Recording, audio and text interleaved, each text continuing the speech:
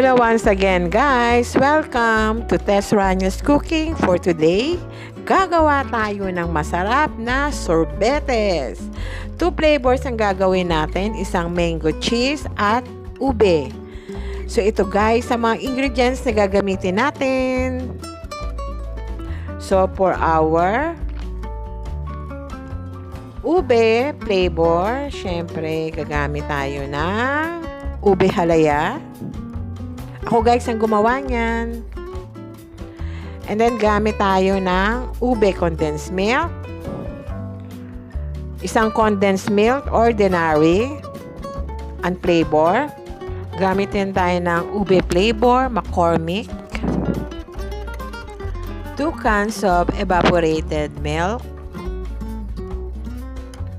And then gata, Coco Mama. Masarap yan guys. Subuko na siya. And then, gamit din tayo ng vanilla extract. And then, yellow food color. Yung salt, gagamitin natin later sa ice.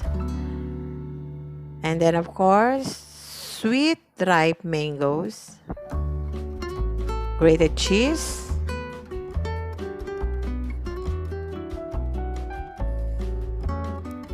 One and a half cup white sugar. Then cassava starch. 1 and a half cup room temperature water. And then 3 cups of boiling water.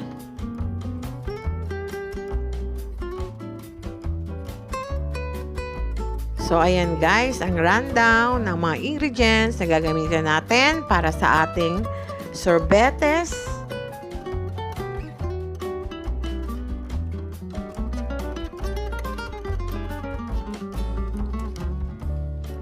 So, lagay natin 1 and a half cup water, room temperature lang siya. Then, isunod natin ang ating cassava starch. 1 and a half cup siya, guys. 1 and a half cup cassava starch. Then, using a whisker, i-mix natin.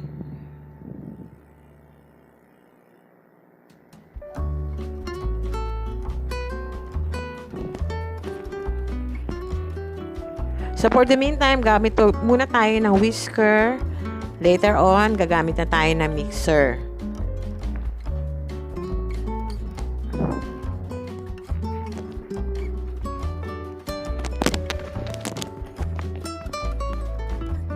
Just mix natin maigi.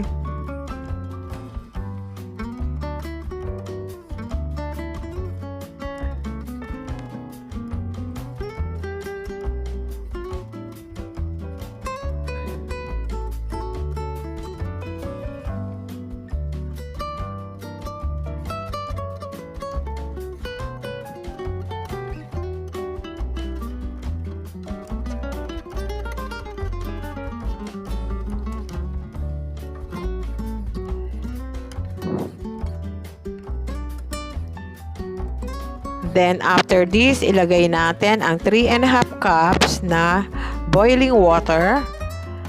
So, bakit natin lalagyan ng boiling water? Para maluto ang ating cassava starch. Then, keep on mixing. So, ayan guys, mainit na mainit yan. Bagong kulo ang tubig na inilagay natin.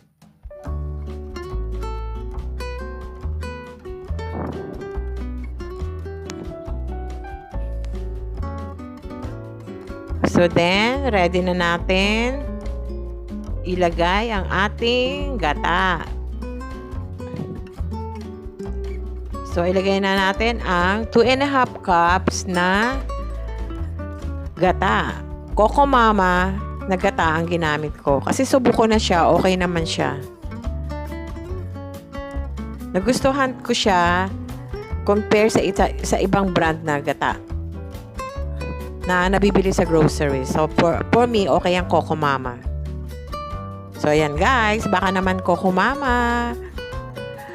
Baka naman may bonus. So, ayan. Mix lang natin maigi.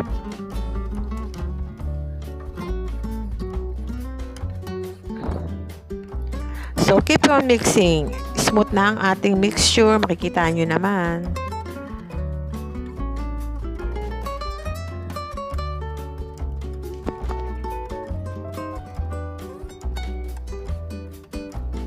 So, i-prepare na natin ang ating ice. Ito ang aking crush ice na prepare ko kagabi pa.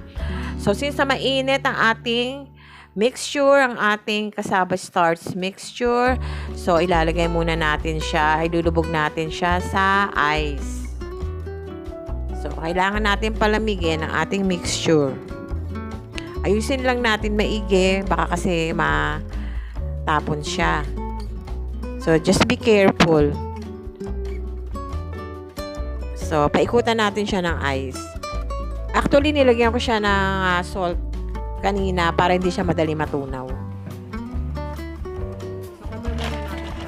So, ayan guys, nakaset up na siya.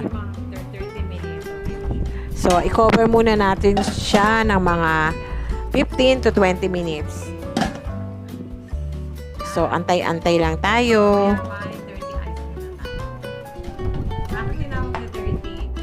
So, after around 20 minutes, so, ayan na. Ang lamig na ng ating cassava starch mixture. Kung mahahawakan nyo lang, ang lamig, ang sarap hawakan. Ang init kasi ng panahon. Ang sarap ipaligo ng yelo. So, ayan guys, pwede na natin alisin sa ating yelo ang ating cassava starch. So, susunod na naman natin ang ating next procedure sa paggawa ng ating ube ice cream. So, ayan na guys. Lagyan na natin ang 1.5 cup na white sugar. So, i-mix natin muna siya ng whisker.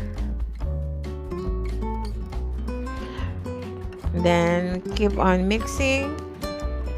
So, mag-add tayo ng around 1 tablespoonful of vanilla flavor. So, mix again.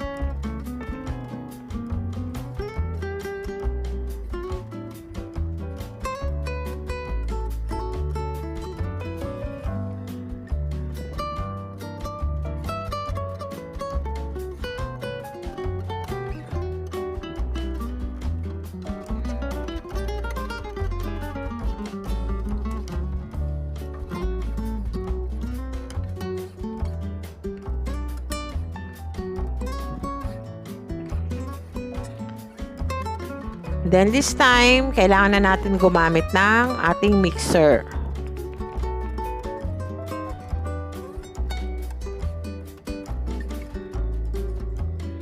So, ang advantage lang ng paggamit ng mixer, mag-expand ang dami ng ating mixture. I mean, mag-i-increase siya.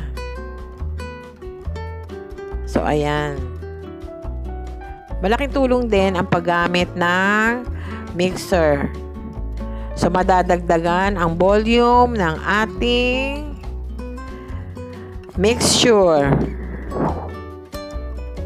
So, ayan guys. Siguro around 20 minutes. So, mga 20 minutes of mixing using a mixer. So, mag-expand ang volume ng ating mixture.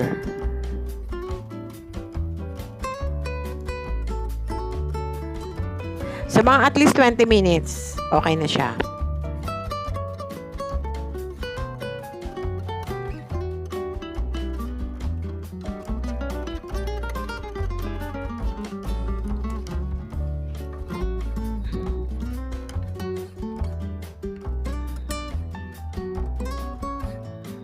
Pwede rin tayo gumamit ng whisker, kaya lang, it will entail a lot of, yung effort, and then yung oras. Unlike dito sa mixer, mami-minimize natin ang effort and ang consume na oras. So, makaka-minimize tayo ng time and effort. So, ayan guys.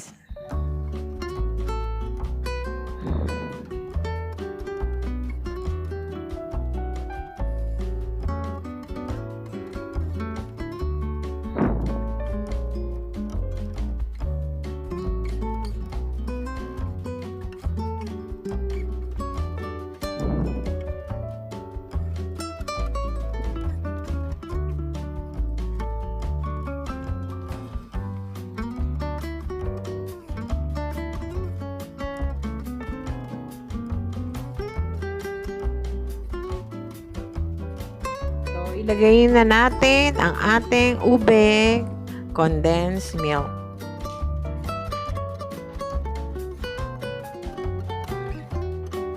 So, ayan, simutin natin maigi. Sayang kasi ang matitira. So, ayan, magpapasarap din yan sa ating ube ice cream.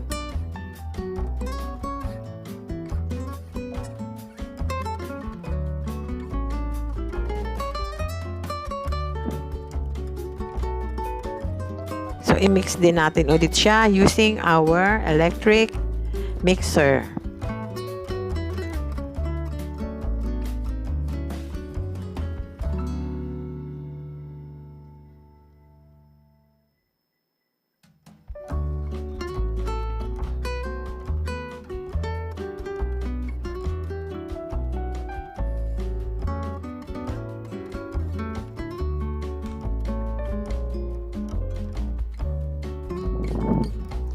So, this time, pwede na natin ihalo ang ating ube halaya. Actually, itong ubing halaya nito, ako lang ang gumawa nito. Ayan, napakasarap niyan.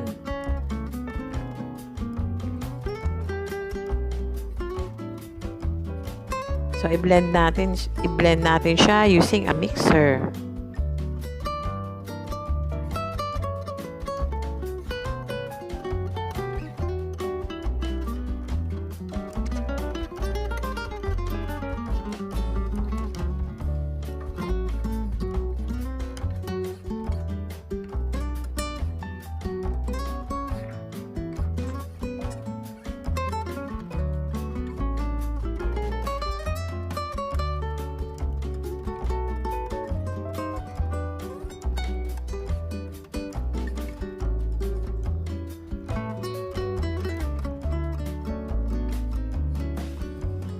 So, ayan guys.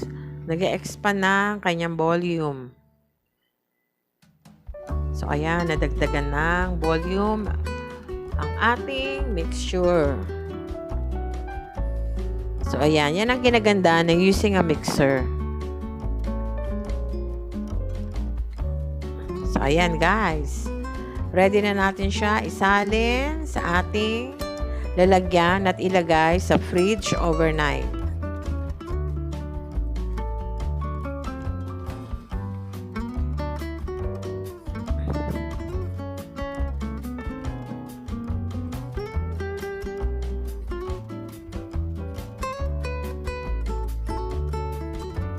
Ilagay na natin siya sa ating container.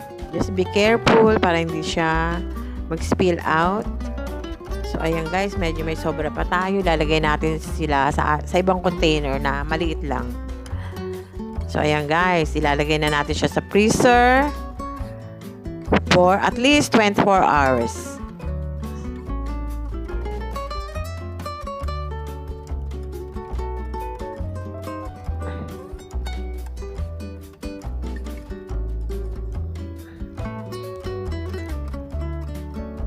So, ayan guys. So, another mixture of ice cream. Ano naman ang gagawin natin?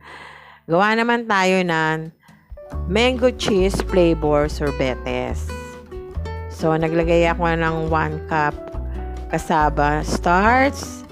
And then, 1 cup water. Room temperature, 1 cup water. So, again, using a whisker, ihaluin natin siya maigi. So, ayan guys.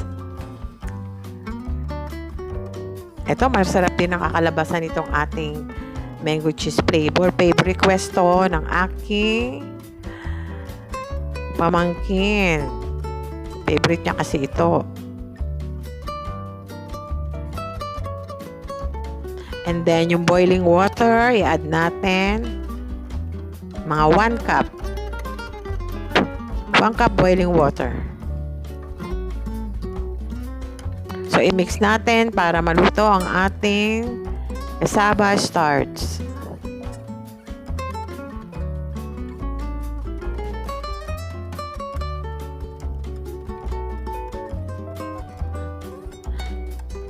So, naglagay lang ako ng konting salt kasi medyo natutunaw na ice natin. So, para mapabagal ang pagtunaw niya, nag-add lang ako ng salt. So, ayan. Ibabad natin ang ating cassava mixture para lumamig-lamig siya. So, mga 15 minutes okay lang.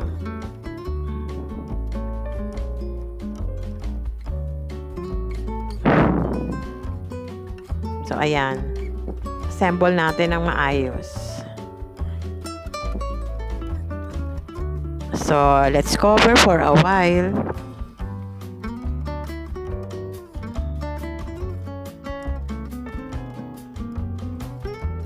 So, after a few minutes, so, ayan na siya. Pwede na natin hanguin. Tanggalin na natin sa ating basin of ice. So, ayan na siya guys. Ang lamig na niya.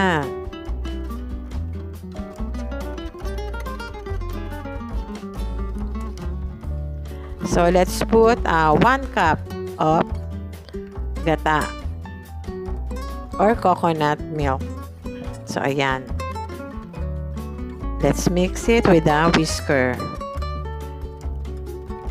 And then, ang ating 1.5 cup of evaporated milk.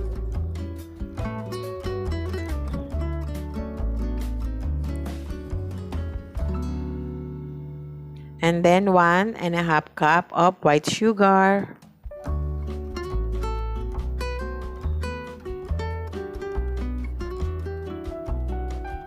Mix natin maigi until ma-dissolve ang ating sugar. Later on, gagamit na naman ulit tayo ng ating electric mixer. Kung wala kayong electric mixer, okay lang itong whisker. Basta tiyagaan nyo lang siya. So, ayan na guys.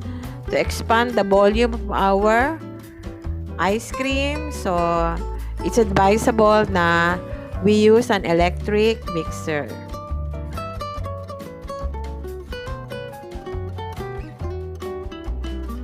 Mag-i-increase kasi talaga ang volume niya.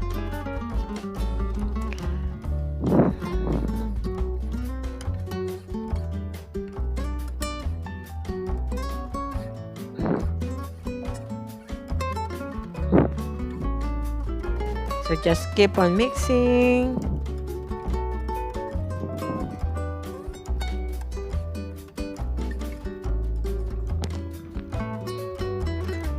Shoutout ko nga pala ang aking mga new subscriber na sila Chloe, si Claire, Geneva, Divine, and then Chona Rialin, and to Jean Yepes, Arian Cusay, Riel Bolante. So thanks guys for subscribing and watching for my recent vlogs. Thank you. Always keep safe guys.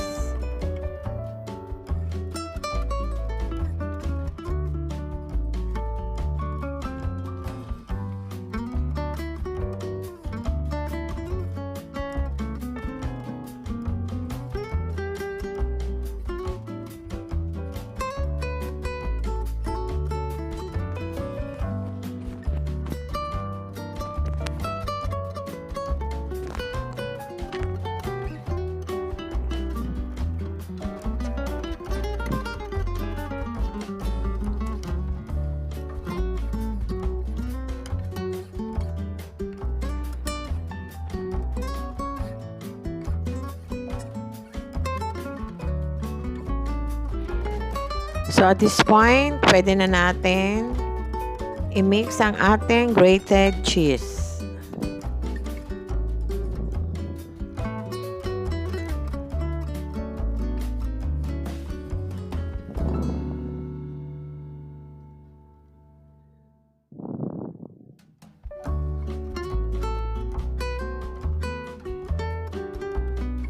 And then, add lang tayo ng a few drops of yellow food color.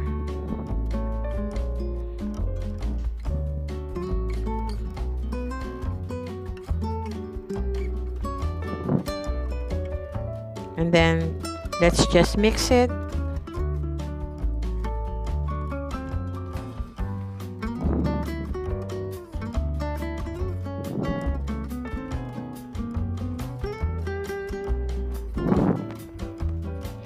Then, let's put our sweet ripe mangoes. Thank you nga pala, Grace, for this sweet mangoes that you gave me. Thanks, Grace and Chris. So, i-mix natin para madurog or maging pino ang ating ripe mango.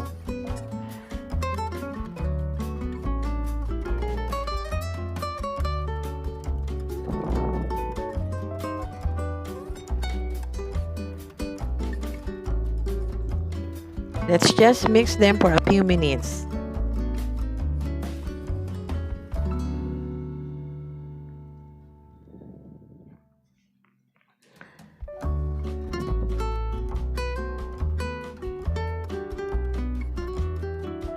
So let's mix it until maging refined or maging pino ang ating ripe mangoes. So after a few minutes of mixing, so ayan na-mix na natin maigi. So halos hindi nyo na makikita ang ating mangoes. So transfer na natin siya sa ating container ready to be chilled or ilagay natin sa freezer for at least overnight or 24 hours. So i-fridge muna natin siya. So, ayan guys, magkakaroon na tayong ice cream the following day. Not just one flavor, but two. So, ayan na ang ating ube flavor and ang ating second na ice cream, cheese, mango ice cream. So, ayan guys, ang dami na makakakain dyan sa ating ginawa. So, this is the best part of my vlog. So, ito na ang ating fruit of labor.